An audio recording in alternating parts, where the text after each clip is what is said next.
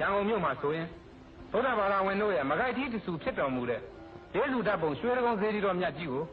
သင်္ကုတ္တရကုန်းတော်ထဲမှာခုလိုကြီးညိုတပ်ပယ်လှစွာဖူးတွေ့နေရသမျှဖြစ်ပါတယ်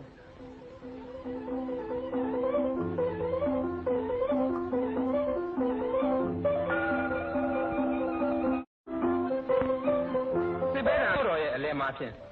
လွတ်လပ်ရေးမှုဟာမပေါ်ထွက်လို့လာခဲ့ပါပြီခင်ဗျာ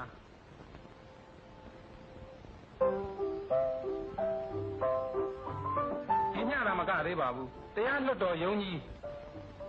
ယူနီစပယ်မြို့တော်ခမ်းမှာပြည်တော်စုဗန်တိုက်ကြီးယုံကြီးစတဲ့အဆောက်အုံကြီးတွေကိုလည်းသူ့လေစေတီတော်မြတ်ရဲ့ပတ်ဝန်းကျင်တစ်ဝိုက်မှာခုလိုတခန်းတနာတွဲမြင်နေကြရပါပြီ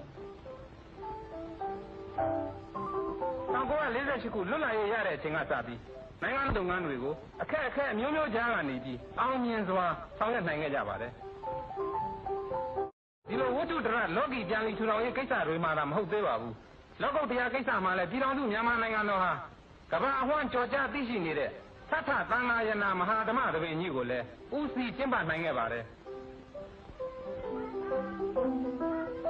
အခုမြင်ရတဲ့မြင်ကွင်းဟာဖြင့်သတ္ထသံဃာယနာတင်ရန်မဟာပါဒနာဂုဟာခေါ်လှိုင်ကူတော်ကြီးတစ်ဝိုက်မှာရှိတဲ့သာသနာအဆောက်အုံတွေဖြစ်ပါတယ်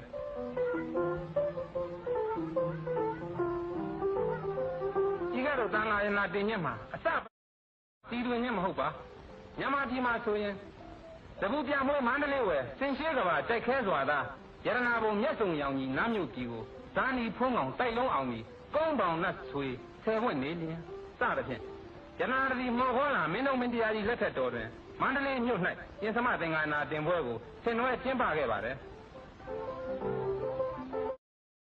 ရှင်မတောင်တော်တစ်ဝိုက်မှာဆိုရင်ဖြင့်ဇေဒီပထောဂူကျောင်းတစ်စောင်းဇရပ်တွေဟာပြညတ်လို့နေတဲ့မြတ်စွာဘုရားတက်တော်ထင်ရှားရှိစဉ်ကမန္တလေးတောင်ထိပ်မှာဗျာဒိတ်မှတ်တော်မူလေဟန်ကိုထုလုပ်ပူဇော်ထားတဲ့ဗျာဒိတ်ပေးရွှေရတော်ကြီးကိုလည်းယခုလိုဖူးတွေ့ရပါတယ်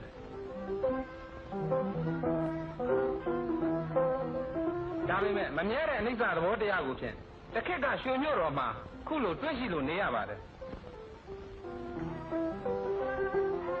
ဥပမာအတုမရှိအုတ်ကျောင်းတော်ကြီးဆိုရင်သာတစ်ဖက်သာကြံတော့တဲ့လှေကားနဲ့အဲကွဲယိုယွင်းနေတဲ့မုတ်ပေါက်လောက်သာတွေ့ရှိရပါတော့တယ်